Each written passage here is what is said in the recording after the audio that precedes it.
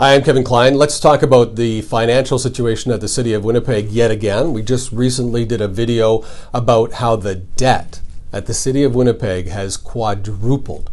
It's quadrupled in less than 15 years. That's a major concern. We are $1.55 billion in debt, and we have to service that debt. And the more that we have to go into debt, the more that we go into debt, the more we have to service. And that money to service that debt comes out of your pocket and the services we provide to you. Because we're not doing enough work on our budget. We're just accepting the status quo, and we're not really addressing the major issues that we have. And really, this current city council doesn't seem to have the appetite to do that.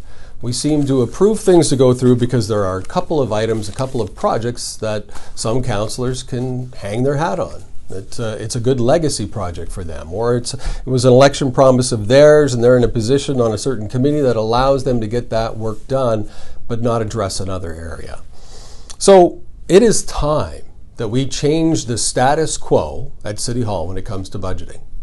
We have to say no to the city paying $3 for something that you and I would pay $1 for. We have to say no to the city charging the city money. The city is charging the city money to do certain work, or they're charging the police. If you want $20 million more put into community services, then you need to push your councillor to stop the antiquated practice of charging the police rent and administration fees and fees on their gas and fees to rent underground parking spots, not personal, for service vehicles. All of those antiquated practices need to stop. That would be $20 million we could put right back into community services. That's a lot of money in 1 year.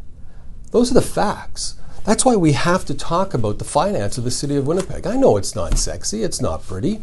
It's government. We all know government just goes into debt and they can't budget. Let's fix that. That can be fixed, especially at the municipal level. We can fix that.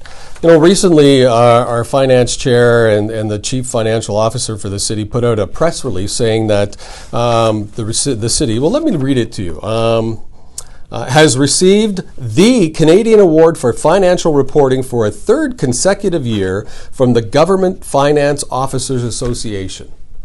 That makes you sound, or makes you believe, that we were the only one to get it. We received the Canadian Award for Financial Reporting for a third consecutive year from the Government Finance Officers Association.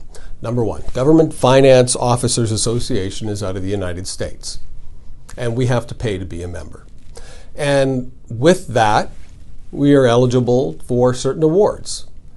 And it's that award, Financial Reporting. It's the third consecutive year we've won that award. It's probably the third consecutive year that we've been involved with the Government Finance Officers Association. Hard to get that data here.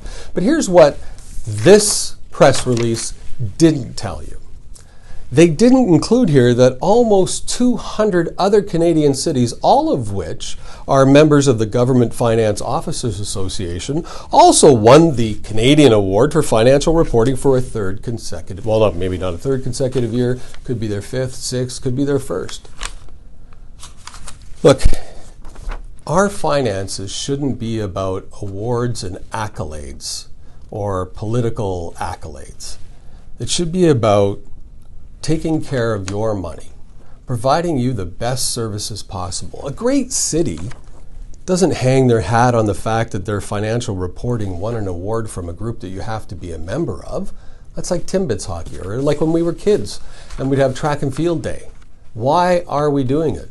Are we only doing it so we can put out a press release? Does that benefit you?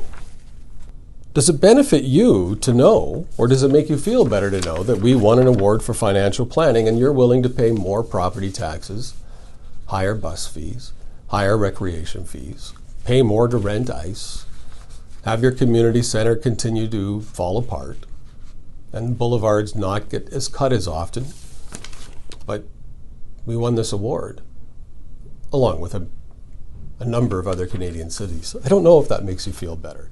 That's why we have to talk about finance. Please don't listen to the hype. Don't just read social media post and think, wow, we're doing great. Wow, that's great. Wow, we got a new park there, or we did upgrades at that park. Dig into this stuff. Because if we need to change the status quo, and the budgeting at the City of Winnipeg has to be changed quickly, very quickly.